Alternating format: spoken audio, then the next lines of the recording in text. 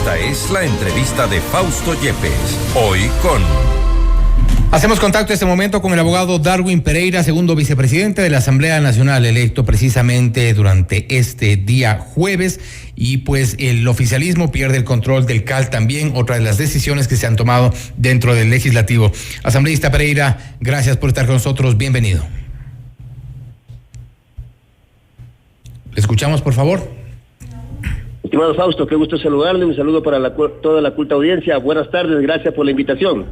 Gracias, asambleísta. Bueno, una nueva mayoría ya consolidada en la Asamblea Nacional. ¿Esto significará de aquí en más un nuevo rumbo para la Asamblea y problemas para el gobierno? De ninguna manera.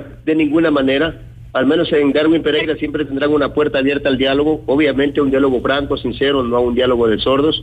Es más, mi estimado Fausto, y que el país lo sepa, yo he venido planteando y lo he conversado con distintas autoridades del gobierno, inclusive lo conversé con el extinto finado César Monge, que deberíamos planificar, deberíamos trabajar, consolidar una mesa técnica, una comisión o como usted le quiera llamar, intermedia entre la Asamblea y el Ejecutivo, que pudiera revisar los proyectos de ley que el Ejecutivo quiere enviar a la Asamblea, para que el Ejecutivo tenga una idea de cuál va a ser su nivel de recepción o quién sabe su nivel de rechazo cuando lleguen a la Asamblea. De tal manera que a lo mejor se pudieran inclusive en ese punto intermedio generar algunos cambios que pudieran generar una mejor recepción del proyecto, una mejor predisposición al proyecto dentro de la Asamblea. Ojalá algún momento esto tenga oídos en el gobierno y podamos, por el bien del país, lograr generar consensos a nivel de proyectos que tienen que obligatoriamente llegar desde el Ejecutivo hacia el Legislativo. ¿Cree usted que esta misma línea de pensamiento podría estar en coincidencia con lo que plantean o con los postulados de UNES y el Partido Social Cristiano, que ahora son parte de esta alianza, de este pacto? Más allá de lo que ellos piensen, aunque estoy seguro que ellos van a estar de acuerdo, pero más allá de mi seguridad en ellos, tengo mi seguridad en el actual presidente de la Asamblea Nacional, en Virgilio Sequicela, quien ha dado muestras de que siempre hay que tratar de nosotros como Asamblea dar el primer paso. Lo hizo él y obviamente lo conversó con nosotros en el caso del paro de la CONAIE.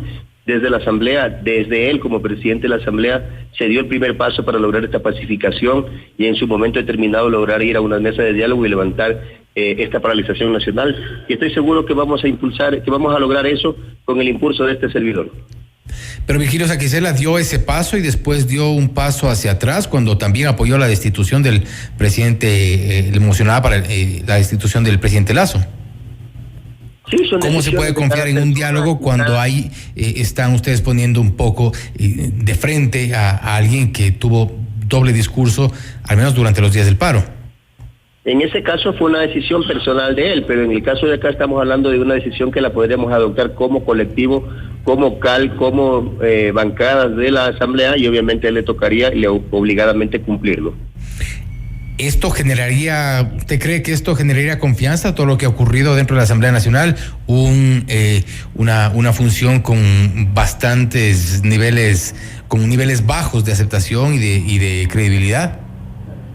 Yo creo que hay una desconfianza de doble vía. El presidente acaba de vetar, por ejemplo, con un veto total la ley humanitaria. Con eso le da la espalda a los médicos, a los que trabajaron en la pandemia, porque a través de esta ley se beneficiaba a ellos, otorgándoles puntos adicionales en los concursos de mérito de oposición por su trabajo dentro de la pandemia.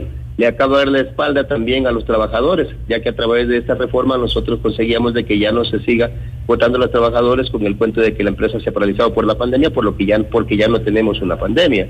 Se da la espalda a los deudores de la banca porque lográbamos a través de esta ley que se pudiera hacer un alivio financiero y el presidente la ha vetado totalmente. Tanto es así que usted debe saber, cuando hay un veto total no podemos volverla a tratar sino hasta después de un año.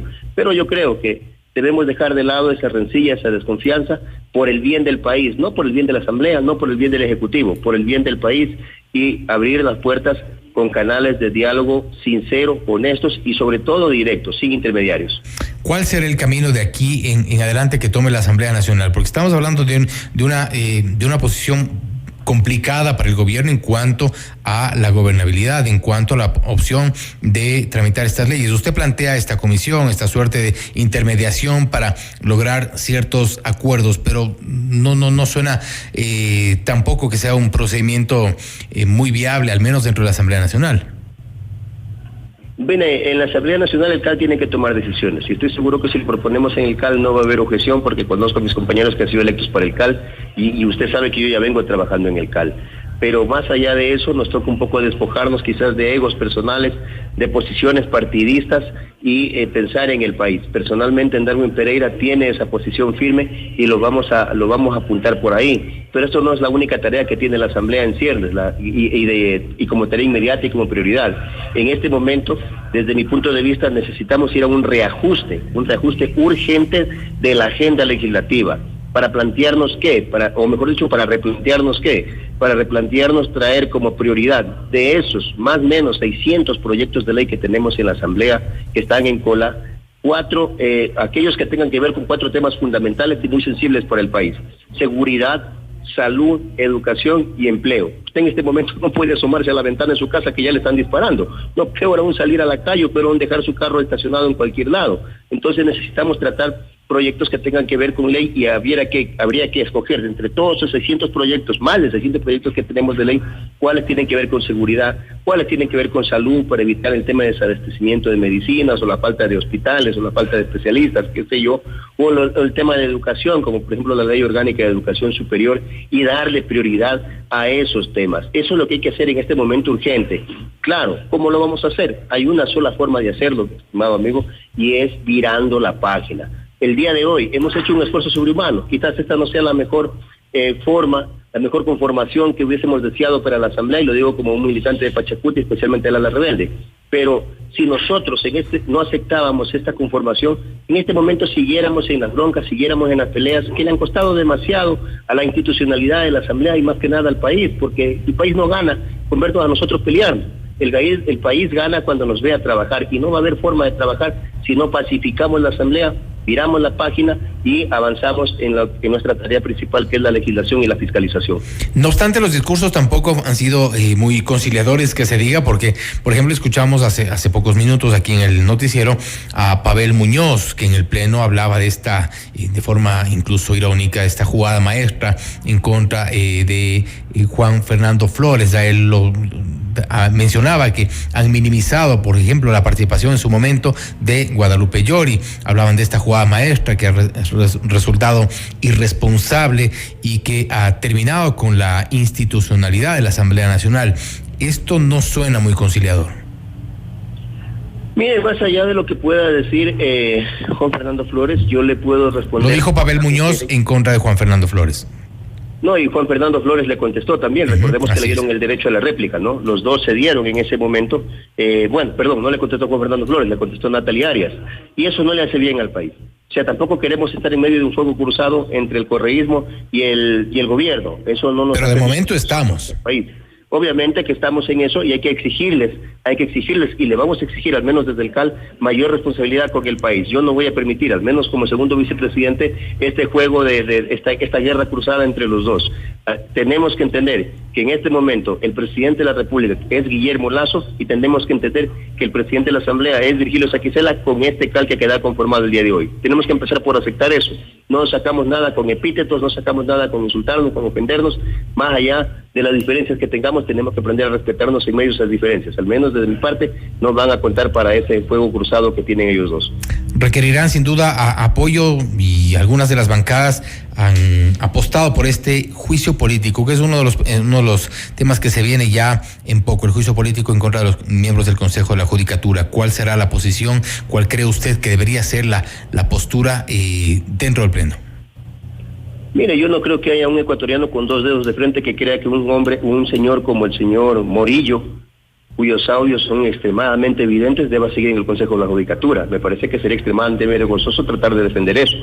Por más que ayer o anteayer no hubiésemos estado de acuerdo con este juicio político frente a actos bochornosos, corruptos, tan evidentes, no podemos taparnos los ojos, tendríamos que apoyar. Y lo que sí me parece a mí que deberíamos personalizar. Quienes han estado involucrados en esos actos tienen que salir del Consejo de la Judicatura, pero quienes han estado haciendo su trabajo, quienes están haciendo un buen papel, no deberían salir. Al menos ese es mi criterio, por ahora, y es un tema que lo hemos venido conversando con el ala de Pachacuti Rebelde, mucho más ahora que se ha sumado, como usted vio hoy, el día de hoy, logramos ya 19 votos de la bancada de Pachacuti, y me parece que eso es un paso importante al interior de Pachacuti, y vamos comulgando en estos criterios que hemos venido exponiéndolos al país en los últimos días. ¿Cuáles son las diferencias más profundas de este momento entre el ala rebelde de Pachacuti y quienes están todavía en el lado contrario dentro de Pachacuti?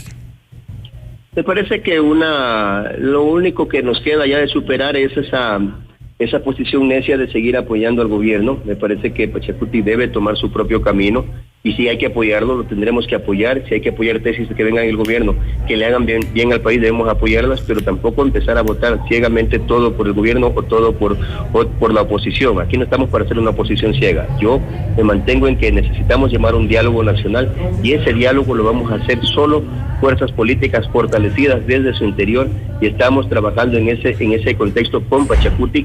Hoy, repito, hemos logrado ya 19 votos porque veníamos haciendo un trabajo al interior de Pachacuti y hemos logrado calar en el pensamiento de muchos compañeros de Pachacuti que están en esta línea. Parece que ustedes mantendrán más coincidencias con UNES que con el otro ala de Pachacuti. Tendremos coincidencia con quien presente proyectos en beneficio del país. Si mañana el gobierno nos dice, ¿sabe qué?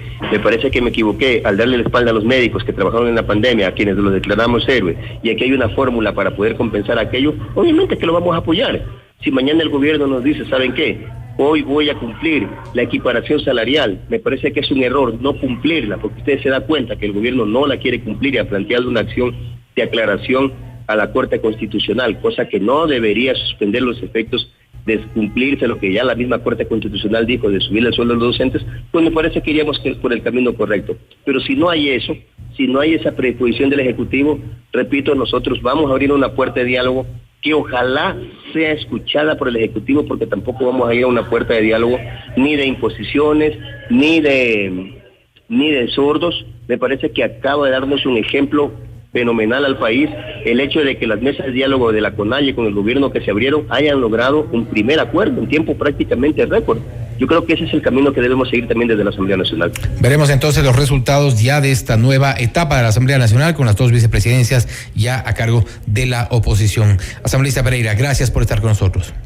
A ustedes siempre, y decirle pues que la prensa es muy fundamental para nosotros, así que sus críticas, sus autocríticas o sus críticas constructivas serán siempre bienvenidas. Siempre daremos seguimiento, asambleísta. Gracias. Ha sido el abogado Darwin Pereira, segundo vicepresidente de la Asamblea Nacional, hablando sobre lo que ha ocurrido durante este día. El oficialismo pierde el control del CAL y también sobre el rumbo que tomará la Asamblea Nacional de aquí en adelante, con las dos nuevas vicepresidencias a cargo de la oposición al gobierno. Esto es Notimundo Estelar, siempre bien informados.